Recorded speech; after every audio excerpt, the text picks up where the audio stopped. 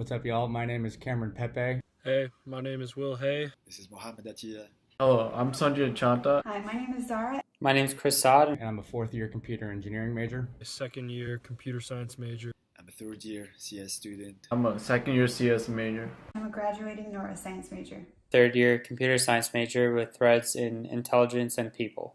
And we are the Lovers. This semester, we decided to explore the cognitive task of how do people decide who to approach romantically.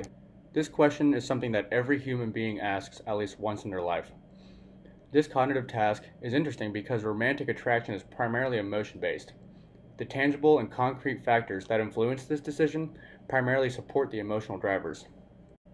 Given that pretty much everyone has made this cognitive decision before, our initial hypotheses are just a shallow interpretation of how we would approach this decision. The three hypotheses are that someone will approach someone else romantically if 1. They are physically attractive, 2. They are easy to talk to, and 3. They enjoy being with the other person. These hypotheses are intentionally left vague because the decision of who to approach romantically is an ambiguous process where the details and the importance of each of these hypotheses differ person to person. A key cognitive science finding that we discovered is how emotion played into the decision. People made decisions based off both logic, that is purely based off the potential romantic partner's traits, and based off of emotion. Initially, we assumed that emotions would be an input, and their emotion would aid the process, like how the agent was feeling that day. But we found that emotion is determined by the potential mate's traits and how they made the agent feel. We found this insight through our interviews. Here's a chart of how much the decision came down to raw logic versus how much it came down to emotion. Some logical factors and traits that interviewees based their decision off of were how convenient it was to talk to the potential mate, how similar they are, and their relationship status. As for the emotional drivers of the decision, people told us that they'd make a move or not based on if they're comfortable together, if they feel funny with them, if the person made them feel awkward or uncomfortable, and if they feel valued. Now moving on to the literature reviews, here are 4 unique insights that we found. For the first one, a study by Allison Linton and Marco Francesconi showed that as the number of potential mate options increases, the importance of non-easily assessed attributes decreases. So for example, the more mates that someone had to choose from, the more they valued attractiveness and humor over other factors that are harder to determine, such as their level of education. Next, a study by Schuyler-Ploss found that females tend to choose mates that other women have been with. This shows that they value social dominance and that their preferences are pre-validated. A study by Greenwald claims that the past experience influences judgment in a way that is not introspectively known by the person.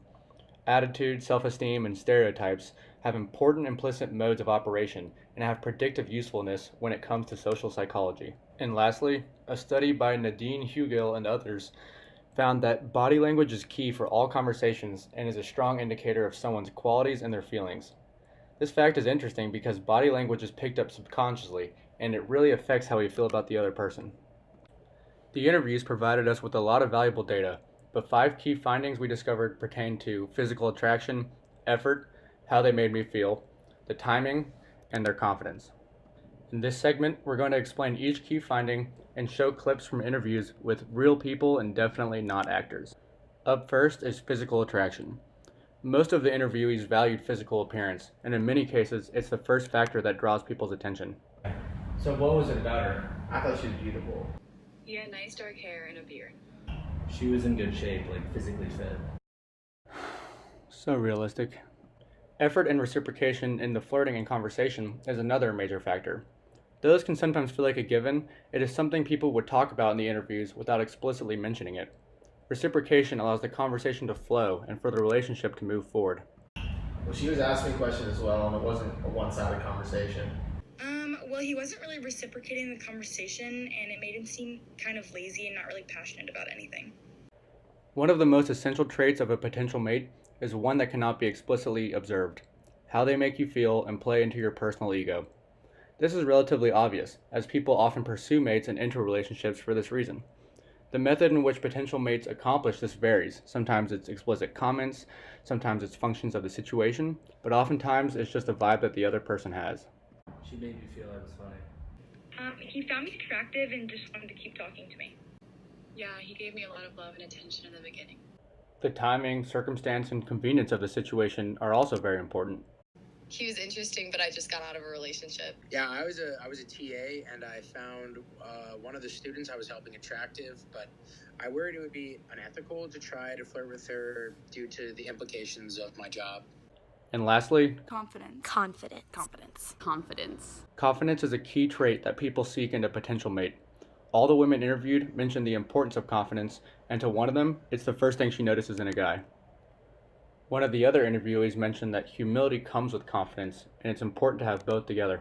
He was willing to put himself out there and instigate the conversation. If they're happy and confident in themselves, then I'm more likely to be happy with them. Now moving on to the agent. The goal of our agent was to represent the human decision process when pursuing a potential mate. To make this agent, we used data from our interviews and research as our ground truth. In order to attain this goal, we had to program the agent to learn and experience emotions, which largely affect the decision-making process. Some examples of inputs were how attractive the potential romantic partner is, the vibe they gave off, the current environment, and even how sober the agent was. Here's a peek at the architecture of the agent. The agent was based on a schema architecture which had about 20 classes. These classes were generated based on the data we received from our interviews and our research. The Mate Finder class was the executive decision maker, the person looking for a potential mate. The User State class kept track of the environment, sobriety, and the agent's goals. The Potential Mate schema represents the potential mate in question. The agent often had to keep track of multiple potential mates at once. Some other examples of these schemas included attraction, aura, and confidence. And now, for the most exhilarating part of this video, the code demo. So first, we're going to demonstrate the output of our agent with no learning. The decision process here is quite simple. The agent assesses its current state, its goals, and certain aspects of the potential mate. Emotions and learning work together in our agent, so the emotions have no clear effect on the outcome either. Running the decision process on a mate over and over again would not affect its decision, since no new information is being learned. For the sake of this example, we're going to focus on one potential mate, Will. Let's now allow the agent to learn and analyze its results on Will.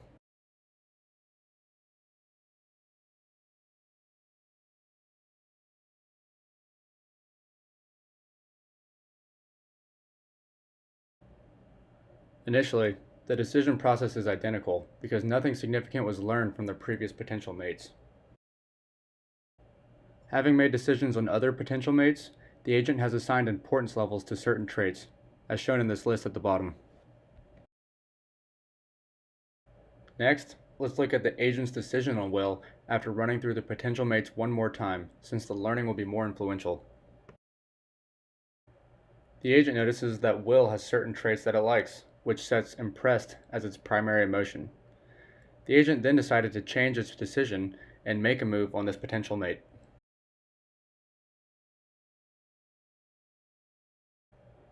The agent proceeds to update its importances based on the current decision that was made, which will be used for all subsequent decisions. So revisiting our key cognitive science finding, whether the agent makes a move or not is determined by both emotion and by logic over the potential mate's traits. Emotion is driven by the potential mate's traits. As we saw in the code, the potential mate's traits led to the agent's emotions and to how important the potential mate's traits were to the agent. These factors ultimately led to the agent making a decision on the potential mate that differed from its decision made without any emotions or learning. Thank you guys for watching. Thank you. Thank you for learning about our project, and we hope that you learned some things about yourself today too. Oh my gosh, that was so awkward.